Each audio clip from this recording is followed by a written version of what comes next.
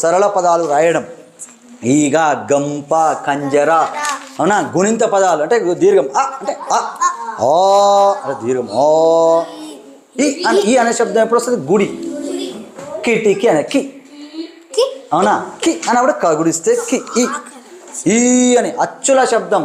హల్లులకు అచ్చుల శబ్దాన్ని మనం కలిపితే అవి గుణింతాలుగా మారుతాయి. ఒకవేళ ఊ అన్నప్పుడు కూ, గు ఇలా వస్తుంటాయి. కాకర అంటే ఎట్లా వస్తుంది? కాకర కాన కాన ఎట్లా వస్తుంది? కా దీర్ఘం, దీర్ఘం ఆ అనే సౌండ్ వస్తుంది. ఇగో దీర్ఘం ఆ అనే శబ్దం వచ్చినప్పుడు మనకు దీర్ఘం వస్తుంది. ఈ అనే శబ్దం వచ్చినప్పుడు గుడి వస్తుంది. ఈ అనే శబ్దం వచ్చినప్పుడు గుడి దీర్ఘం వస్తుంది. ఊ అనే శబ్దం వచ్చినప్పుడు కొమ్ము వస్తుంది. ఊ అని వచ్చినప్పుడు కొమ్ము దీర్ఘం వస్తుంది. రు అనే శబ్దం వచ్చినప్పుడు రుత్వం వస్తుంది. ఏ అనే శబ్దం వచ్చినప్పుడు ఎత్వం వస్తుంది. ఏ అని వచ్చినప్పుడు ఏత్వం దీర్ఘం.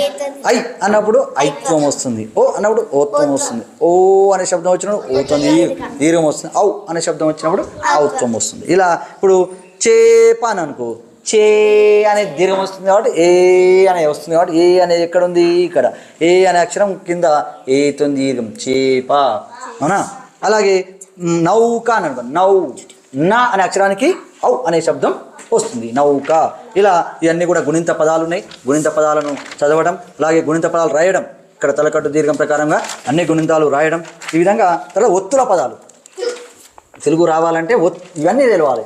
సరళ పదాలు ఇప్పుడు గుణింతాలు ఎట్లా వచ్చినాయి చెప్పినాం.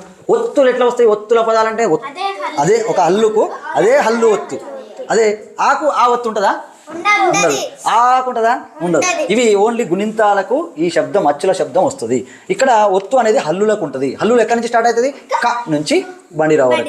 ఇక చూడండి, నక్క అని అనుకో, నక్క కా అని ఒత్తుతున్నాం. ఒక కా కాకుండా ఒక కా అంటే క అంటాం, ఒక కా అంటే క అంటాం.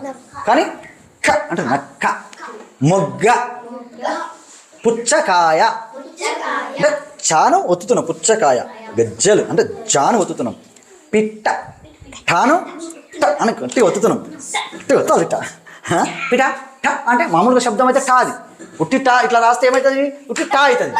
దీనికి ఇలా ఒత్తు పెడితే ఠ అవుతుంది. దీనికి ఆ ముందు పెడితే అట్ట అవుతుంది. దీనికి ఆ ముందు పెడితే ఏమవుతుంది? అట్ట. ఒకవేళ పి ముందు పెడితే పిట్ట, ఓకేనా. తా ముందు పెడితే తట్ట అవుతుంది. మనం ఏ అక్షరం అయితే పెడితే దీన్ని మాత్రం ఒత్తాలి. ఒకవేళ గుడి కూడా ఇట్లా పెట్టాలి, పిట్టి, తట్టి, అలా ఏ అక్షరం అయినా పెట్టి ఒత్తవచ్చు.